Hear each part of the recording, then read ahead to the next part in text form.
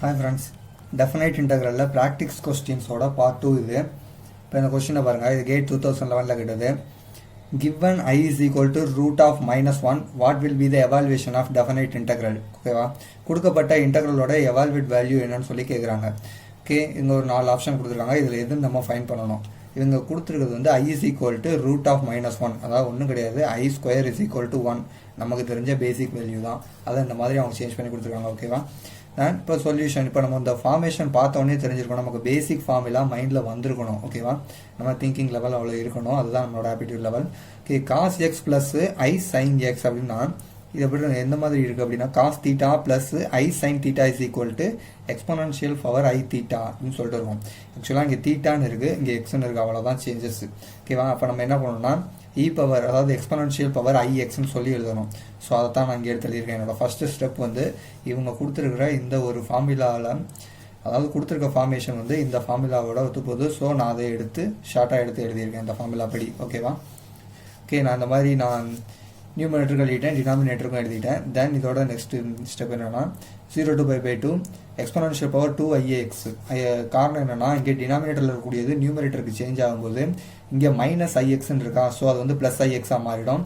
Exponential power i x into exponential power ஐஎக்ஸ்னா exponential power 2IXன்னு சொல்லிட்டு வரும். ஓகேவா, சின்ன exponential power i x start exponential power i x இப்படி சொல்லிட்டு இருக்கும். ஸோ இதை வந்துட்டு நம்ம மல்டிப்ளிகேஷனில் பவர்ஸ் மட்டும் ஆட் ஆகும். ஸோ ஆட் ஆகும்போது எக்ஸ்போனன்ஷியல் பவர் 2IXன்னு சொல்லிட்டு வரும். தென் இதை வந்துட்டு நம்ம இப்போ இன்டகிரேட் பண்ணுறோம். இன்டகிரேட் பண்ணும்போது exponential power 2IX divided by 2i. காரணம் இன்டகிரேஷனில் வந்துட்டு கோஎஃபிஷியன்ட் ஆஃப் எக்ஸை தான் நம்ம எடுத்து டிவிஷனில் எழுதுவோம். ஓகேவா, ஸோ நான் அந்த மாதிரி எடுத்து எழுதியிருக்கேன். தென் 0 to π by 2ன்றது வந்துட்டு லிமிட்ஸு. லிமிட்ஸ் வந்து upper limit minus lower limit, அந்த மெத்தடில் வந்துட்டு நம்ம நெக்ஸ்ட் ஸ்டெப் பண்ணணும். Exponential power i by minus exponential power 0 divided by 2iன்றது வந்து காமன் தான். ஸோ அதை வந்துட்டு காமனாக எடுத்து எழுதியிருக்கேன். இப்போது எக்ஸ்போனன்ஷியல் பவர் ஐ பைக்கு வந்துட்டு வேல்யூ என்ன வரும் அப்படின்னா அந்த இடத்துல எழுதியிருக்கோம் பாருங்க. Exponential power i pi is equal to cos pi plus i sine pi. அதாவது இங்கே இருக்கக்கூடிய இதே ஃபார்முலாவில் நான் எடுத்து எக்ஸ்பேண்ட் பண்ணி எழுதியிருக்கேன். இப்படி எழுதும்போது காஸ் பையோட வேல்யூ வந்துட்டு -1, சைன் பையோட வேல்யூ வந்துட்டு 0. ஸோ அந்த ஐயும் சேர்ந்து 0 ஆகிடும். டோட்டலாக அந்த வேல்யூவே 0 ஆகிடும். காஸ் பையோட வேல்யூ -1 மட்டும்தான் இருக்கும்.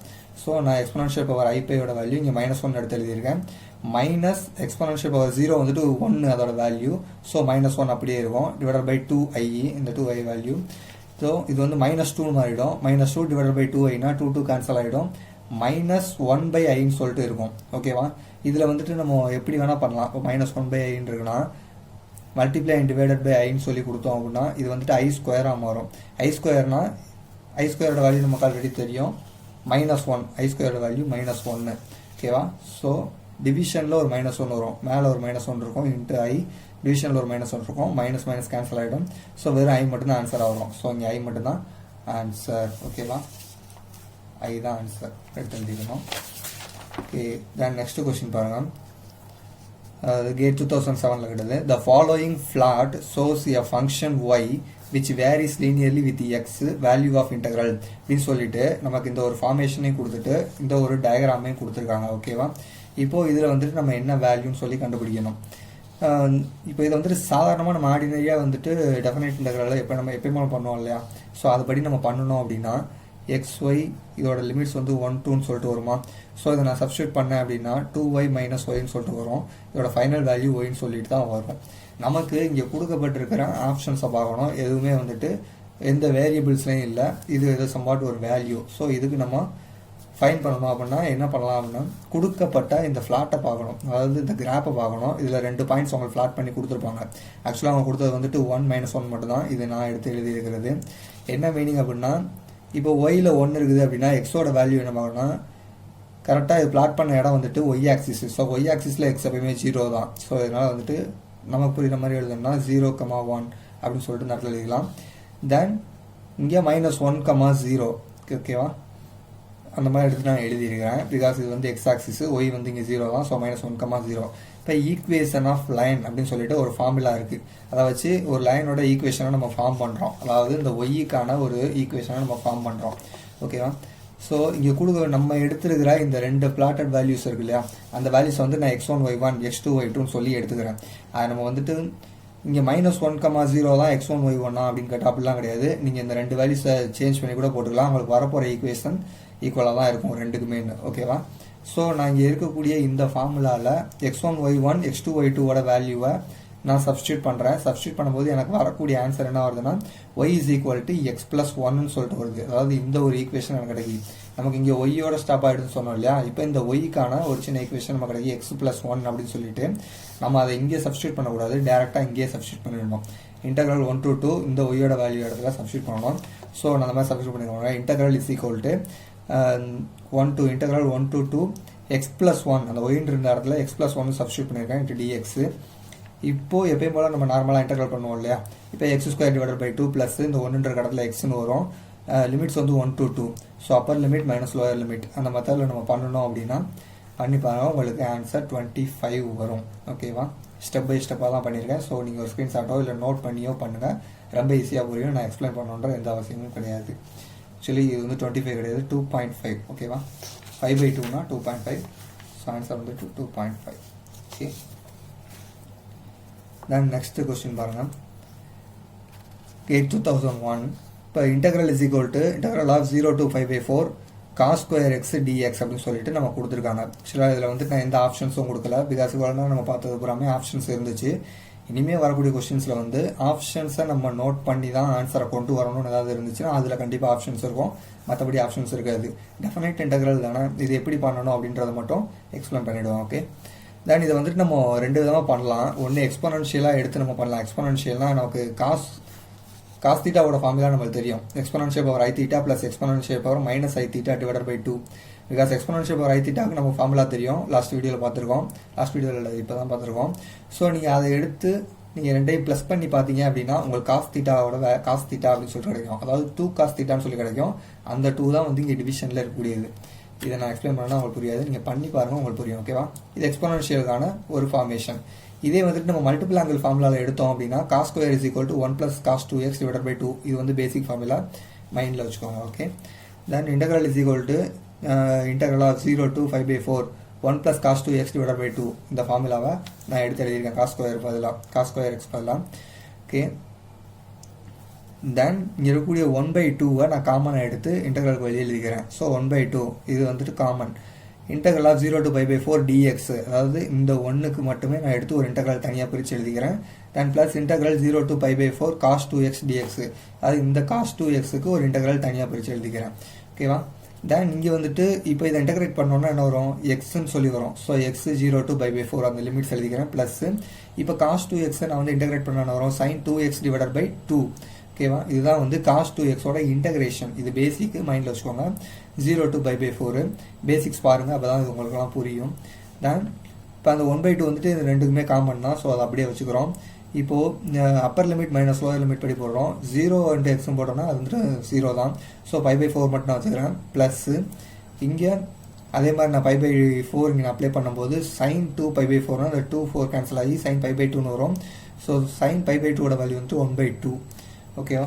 Actually 1. Okay. sin π/2 value actually வந்து 1. 0 அப்ளை பண்ணோம்னா sin 0 0 தான். ஸோ அதனால் அதையும் நம்ம என்ன கிளிக் பண்ணிடலாம். ஸோ இப்போ இந்த 1/2 வந்துட்டு உள்ளே மல்டிப்ளை பண்ணோம் அப்படின்னா π/8 + 1/4 அப்படின்னு சொல்லிட்டு வரும். ஏன்னா இதோட படிக்கலாம். இது மேபி வந்துட்டு உங்களுக்கு ஆப்ஷன்ஸ் இருந்துச்சுன்னா ஆப்ஷன்ஸில் கொடுத்துருப்பாங்க. மல்டி சாய்ஸாக இருந்தால் ஆப்ஷனில் கொடுப்பாங்க, இல்லை நியூமெரிக்கலாக இருந்தால் நீங்கள் எடுத்து எழுதுகிற மாதிரி இருக்கும். ஓகேவா? தென் நெக்ஸ்ட் கேட் 2002 கேட்ட கொஸ்டின். இன்டெக்ரல் -π/2 to π/2 sin 2x divided by 1 plus cos x dx. ஆக்சுவலாக இந்த மாதிரியான நீங்கள் ஃபார்மேஷனை பார்த்தாலே உங்களுக்கு ப்ராப்பர்ட்டி மைண்டில் வந்துடணும். ஓகேவா? -π/2 π/2 -a to a இந்த ஃபார்மேஷனில் இருக்கான். ஸோ கொடுக்கப்பட்ட ஒரு இன்டெக்ரல் வந்துட்டு ஆடா ஈவனான்னு கண்டுபிடிச்சா ஆன்சரை ஈஸியாக கொண்டு வந்துடலாம். So integral is equal to -π/2 π/2 sin 2x divided by 1 plus cos 2xன்னு எடுத்து எழுதிக்கிறேன். இது வந்து நான் f(x)ன்னு எழுதிக்கிறேன். இப்போ f இந்த எக்ஸில் வந்துட்டு நான் மைனஸ் ஆட் பண்ணுறேன். ஓகேவா? இப்போ நான் மைனஸை இது ஆட் பண்ணேன் அப்படின்னா is இன்டெக்ரலாக -π/2 to π/2 sin 2x divided by 1 plus cos 2x. ஓகேவா? நான் இப்போ மைனஸ் வந்துட்டு அதாவது சைன் ஆஃப் மைனஸ் சம்திங், அது தீட்டாவோ இல்லை எக்ஸோ என்ன வேரியபிளோ அது மைனஸ்ன்னு சொல்லிட்டு தான் வரும். அந்த ஃபங்க்ஷனே மைனஸ் ஆகிடும். ஓகேவா? தென் 1 ப்ளஸ் காஸ் 2xல் இப்போ காஸ் ஆஃப் சம்திங் எக்ஸில் அதில் மைனஸ் வந்துச்சு அப்படின்னா அதுக்கு ப்ளஸ் ஆகிக்கணும் தன்னால். ஸோ இந்த பேசிக் வந்துட்டு நம்ம முதல்ல தெரிஞ்சுக்கணும். For example sine cos tan அப்படின்னு சொல்லி இருக்குதுன்னா இதில் மைனஸ் சம்திங் வேல்யூ நீங்கள் போடுவீங்க இல்லையா, அதே மாதிரி இங்கேயும் மைனஸ் சம்திங் தீட்டா, இதுலேயும் மைனஸ் சம்திங் தீட்டான்னு இருந்துச்சுன்னா இந்த பக்கம் வரும்போது மைனஸ் சைன் அப்படின்னு சொல்லிட்டு இதோட ஃபங்க்ஷனே மைனஸ் ஆகிடும். பட் காசுக்கு மட்டும்தான் ப்ளஸ் காசுன்னு வரும். இதே மாதிரி டேனுக்கு மைனஸ் டேன் சொல்லிட்டு தான் வரும். ஸோ அந்த விதத்தில் இங்கே வந்துட்டு ப்ளஸ் ஆகிடும். பட் சைனில் இருக்கக்கூடியது மைனஸாகவே இருக்கும் ஃபங்க்ஷனில். Sorry, f of x is equal to minus f of x because function இங்கே மைனஸ் ஆகிடும். ஸோ இது வந்துட்டு ஆட் ஃபங்க்ஷன் நம்ம சொல்லுவோம். ஆட் ஃபங்க்ஷனாக இருந்தால் நம்ம டேரெக்டாக ஆன்சர் என்ன பண்ணலாம், 0 அப்படின்னு சொல்லிட்டு போட்டுடலாம். ஓகேவா? தென் நெக்ஸ்ட் கொஸ்டின் பாருங்க. கேட் 2016 கேட்டது. Integral 0 to pi sin cube theta t theta is given by அப்படின்னு சொல்லி கொடுத்துருக்காங்க. இப்போ இதுக்கான இன்டெக்ரல் வேல்யூ நம்ம ஃபைன் பண்ணணும். ஆப்ஷன்ஸ் இருக்குது, இதில் எந்த ஆப்ஷன்ஸ் வந்து கரெக்டானு சொல்லி நம்ம ஃபைன் பண்ணணும். ஓகேவா? சொல்யூஷன் கொடுத்துட்டு இது நம்ம ஃபர்ஸ்ட் இந்த சைன் கியூப் தீட்டாவை நம்ம ஸ்ப்ளிட் பண்ணி எழுதிக்கிறோம். பாருங்க, 0 to pi integral 0 to pi sin cube theta d தீட்டான்னு கொடுத்துருக்கு. இதே மாதிரி integral 0 to pi sine square theta ஒரு சைன் தீட்டா டி தீட்டா, இது ரெண்டையும் மல்டிப்ளை பண்ணால் சைன் கியூப் தீட்டா வரும். ஸோ இதை நான் வந்து ஸ்ப்ளிட் பண்ணி எழுதிக்கிறேன். இப்போ சைன் ஸ்கொயர் தீட்டாவை நம்ம எடுத்துக்கலாம் 1 minus cos square theta. Because நமக்கு தெரியும் cos square theta plus sine square theta is equal to 1. So அந்த ஃபார்முலாவிலேருந்து எடுத்தது தான் 1 minus cos square theta sine square தீட்டாவுக்காக எடுத்து இங்கே எழுதியிருக்கோம். ஓகே, தென் வந்துட்டு செகண்ட் ஸ்டெப்பு இந்த சைன் தீட்டாவை உள்ள மல்டிப்ளை பண்ணுறோம். So integral of 0 to pi sine theta d theta, அதாவது உள்ள மல்டிப்ளை பண்ணதுக்கப்புறம் இங்கே சைன் தீட்டா மட்டும்தான் இருக்கும். So sine theta d theta அதுக்கு மட்டும் ஒரு இன்டெக்ரல் எடுத்துக்கிறோம். மைனஸ் இன்டெக்ரல் 0 to pi இந்த cos square theta into sine தீட்டான்னு சொல்லியிருக்கோம். ஸோ அதுக்கு ஒரு இன்டெக்ரல் தனியாக எடுத்துருவோம். Cos square theta and sine theta அதுக்கு இன்டெக்ரல் தனியாக எடுத்துருவோம். இப்போ இதை நம்ம மொத்தமாக இன்டெக்ரல் பண்ணோம் அப்படின்னா கொஞ்சம் காம்ப்ளெக்ஸாக இருக்குன்றதா, இல்லைனா நம்ம கொஞ்சம் அது ஃப்ரஸ்ட்ரேட் ஆகும் அப்படின்றதுனால நம்ம தனித்தனி இன்டெக்ரலாக எடுத்துக்கிறோம். I1 I2 அப்படின்னு சொல்லி எடுத்துகிட்டு நான் தனித்தனியாக பண்ணுறேன், கொஞ்சம் ஈஸியாக இருக்கும். ஓகேவா? இப்போ I1 இது வந்துட்டு integral 0 to pi sine theta d theta is equal to sine தீட்டாவை நம்ம இன்டெக்ரல் பண்ணோம்னா மைனஸ் காஸ் தீட்டா. ஓகேவா? இது இன்டெக்ரலோட பேசிக் ரூல். 0 to piன்னு சொல்லிட்டு இப்போது மைனஸ் காஸ் பையோட வேல்யூ வந்து -1, அதாவது காஸ் 180 டிகிரியோட வேல்யூ வந்துட்டு -1. ஸோ ஆல்ரெடி இங்கே ஒரு மைனஸ் இருக்கிறதுனால +1 சேஞ்ச் ஆகிடும். ஓகேவா? அதனால் 1 ப்ளஸ் 0 அப்படின்னு சொல்லிட்டு போட்டோம்னா வெறும் 1 தான். ஆக்சுவலி இது வந்து லோயர் லிமிட்ன்றதுனால இங்கே ஒரு மைனஸ் இருக்கும். ஸோ மைனஸ் இன்ட்டு மைனஸ் வந்து ப்ளஸ் ஆகிடும். ஸோ 1 + 1 வந்துட்டு 2. ஓகேவா? இன்டெக்ரல் 1ஓட வேல்யூ 2ன்னு சொல்லி நம்ம ஃபைண்ட் பண்ணியாச்சு. தென் நெக்ஸ்ட்டு இன்டெக்ரல் 2 வந்துட்டு integral 0 to pi cos square theta sine theta d தீட்டான்னு இருந்துச்சா. இப்போ இது போல வந்துட்டு minus cos theta is equal to டீன்னு சொல்லி நான் சப்ஸ்டியூட் பண்ணி எடுத்துக்கிறேன். ஓகேவா? இதே வந்துட்டு நான் சைன் தீட்டாவுக்கு டீன்னு சொல்லி எடுக்கலாம். அப்படி எடுத்தேன்னா காஸ் தீட்டா டி தீட்டா, அதை நான் டிஃபரன்ஷியேட் பண்ணும்போது காஸ் தீட்டா டி தீட்டான்னு சொல்லி வரும். அப்போ எனக்கு ரிமைனிங் ஒரு காசு இருக்கும். அதை நான் வந்து என்ன மாதிரி ஆக்ஷன் பண்ணி அதை நான் கேன்சல் பண்ணுறதுன்னு தெரியாது. ஸோ அதனால் நான் காசுக்கு வந்துட்டு நான் டி சப்ஸ்டியூட் பண்ணுறேன். அதுலேயும் மைனஸ் காசுக்கு வந்துட்டு நான் டி சப்ஸ்டியூட் பண்ணுறேன். பிகாஸ் இதை நான் டிஃபரன்ஷியேட் பண்ணும்போது எனக்கு இங்கே மைனஸ் சைன் வரும். ஸோ அந்த சைனை நான் அந்த மைனஸ் சைன் இருக்கு இல்லையா, அதை நான் கேன்சல் பண்ணுறதுக்காக ப்ளஸ் சைனாக போடுறதுக்காக நான் இந்த இடத்துல வந்து மைனஸ் காசுன்னு சொல்லி எடுத்துக்கிறேன். ஓகேவா? Sine theta d theta is equal to d t, இதை நான் டிஃபரன்ஷியேட் பண்ணி எடுத்த வேல்யூ. ஓகே, இப்போது நான் சைன் தீட்டா டி தீட்டாவில் டிடி அப்ளை பண்ணிடுவேன். இங்கே காஸ் தீட்டா வந்துட்டு நான் டீன்னு சொல்லி அப்ளை பண்ணிவிடுவேன். இப்போ லிமிட்ஸ் கண்டிப்பாக இதுக்கு சேஞ்ச் ஆகும். ஓகேவா? இப்போ லிமிட்ஸ் வந்துட்டு theta is equal to 0 to பைன்னு சொல்லியிருக்கு இல்லையா. இப்போ நான் இந்த இடத்துல 0 அப்ளை பண்ணேன்னா காஸ் 0ஓட வேல்யூ என்னது, ஆக்சுவலாக 1. காஸ் 0ஓட வேல்யூ 1. இங்கே மைனஸ் இருக்கிறதுனால டி இஸ் ஈக்குவல் டு -1 சொல்லி எடுத்துருக்கோம். தென் காஸ் பையோட வேல்யூ வந்துட்டு -1. ஆக்சுவலாக இங்கே ஒரு -1 இருக்குது. காஸ் பையோட வேல்யூ ஒரு -1, மைனஸும் ப்ளஸ் ஆகிடும். ஸோ டியோட வேல்யூ +1. ஓகேவா? இப்போ இந்த இன்டெக்ரல் பாருங்கள், இன்டெக்ரலாக -1 to 1, அதாவது அந்த லிமிட்ஸ் சேஞ்ச் ஆகிக்கல, அந்த டீயோட லிமிட்ஸை நான் அப்ளை பண்ணியிருக்கேன். தென் t² t/dt is equal to, இப்போ இதை ஆர்டினரி நான் வந்து இன்டெகிரேஷன் பண்ணேன் அப்படின்னா t³ / 3ன்னு வருமா. தென் நம்ம லிமிட்ஸ் எடுத்து அப்ளை பண்ணிக்கிறோம். இப்போ அப்பர் லிமிட் மைனஸ் லோயர் லிமிட்டில் எனக்கு 2/3ன்னு சொல்லிட்டு ஆன்சர் வருது. ஓகே, நான் ஆல்ரெடி பார்த்த இன்டெகிரேஷனில் எனக்கு நான் 2ன்னு சொல்லி ஃபஸ்ட் இன்டெகிரேஷன் வந்துச்சா. இப்போ அதையும் நான் இப்போ கிடச்சிருக்கக்கூடிய இன்டெகிரேஷன் 2வை நான் மைனஸ் பண்ணால் எனக்கு 4/3ன்ற ஆன்சர் கிடைக்கும். பிகாஸ் அதில் இன்டெகிரேஷன் 1 and 2 நம்ம மைனஸ் தான் பண்ணோம். ஓகேவா? இன்டெகிரேஷன் 1 and 2 மைனஸ் வேல்யூவில் தான் இருந்துச்சு. ஸோ அதனால் எடுத்து நம்ம மைனஸ் பண்ணியிருக்கோம். மைனஸ் பண்ணால் எனக்கு 4/3ன்ற ஆன்சர் வருது. ஓகே, தென் இவ்வளோ நம்ம ஒரு மெத்தடில் பண்ணியிருந்தோம். இதை வந்து நம்ம எக்ஸ்போனன்ஷியல் மெத்தட்லையும் பண்ணலாம். ஃபார் எக்ஸாம்பிள் நம்ம காஸ் தீட்டாவுக்கு ஒரு எக்ஸ்போனன்ஷியல் ஃபார்முலா பார்த்தோம் இல்லையா, அது மாதிரி சைன் தீட்டாவுக்கு ஒரு எக்ஸ்போனன்ஷியல் ஃபார்முலா இருக்குது. Exponential i theta minus exponential minus i theta divided by 2i அப்படின்னு சொல்லிட்டு. ஓகேவா, இதை வந்துட்டு நான் எனக்கு கொடுத்துருக்கேன் அந்த கொஸ்டின், நம்மளோட question integral 0 to pi sin cube theta into t theta is equal to, நான் எக்ஸ்போனன்ஷியல் ஃபார்முலா படி இப்போ இந்த மெத்தடில் பண்ண போகிறேன். இப்போ இன்டெக்ரல் 0 to pi பை அந்த ஃபார்முலாவை அப்படி எடுத்து எழுதிக்கிறேன் இன்ட்டு டி டீட்டான்னு சொல்லிட்டு. தென் இருக்கக்கூடிய இந்த 2i இருக்கு இல்லையா, இதை மட்டும் நான் காமனாக எடுத்து வெளியே எடுத்துக்கிறேன். ஓகேவா, அப்படி எடுக்கும்போது இந்த கியூபும் சேர்ந்து இந்த 2iயோட வரும். அது வரும்போது 1/8i கியூப், அதாவது 2 வந்துட்டு 2 கியூப் வந்துட்டு 8, இந்த i வந்துட்டு கியூபோட வேல்யூவில் அப்படியே நான் வச்சிருக்கேன். ஓகேவா, எந்த சேஞ்சஸும் இல்லாமல். Then integral 0 to pi by இங்கே மேலே உள்ள இந்த வேல்யூஸ் மட்டும் இங்கே இருக்கும். Exponential i theta minus exponential minus i தீட்டான்னு சொல்லிட்டு இருக்கோம். The whole cube into d theta. இப்போ இது என்ன ஃபார்மேஷனில் இருக்குது அப்படின்னா a minus b the whole கியூப் அப்படின்னு சொல்லிட்டு இருக்கு. ஸோ a minus b the whole கியூபோட ஃபார்முலா என்ன, a cube minus b cube minus 3ab into a minus b. இதுதான் வந்து ஃபார்முலா. ஓகேவா, இந்த ஃபார்முலா படி நான் ஏவையும் பியையும் எடுத்து நான் அப்ளை பண்ணிக்கிறேன். So i is equal to i divided by 8 integral 0 to pi exponential i 3 theta minus exponential minus i 3 theta minus 3 into exponential i theta. இது எப்படி வந்துச்சு அப்படின்னா, ஆக்சுவலாக ஏ கியூப் அப்படின்றப்போ அந்த இடத்துல 3 வந்துருக்குன்னு உங்களுக்கு புரிஞ்சிடும். தென் இந்த இடத்துல எப்படி வந்துச்சு அப்படின்னா 3ab இன்ட்டு ஏன்னு போட்டோம்னா 3a² b அப்படின்னு சொல்லிட்டு வரும் இல்லையா.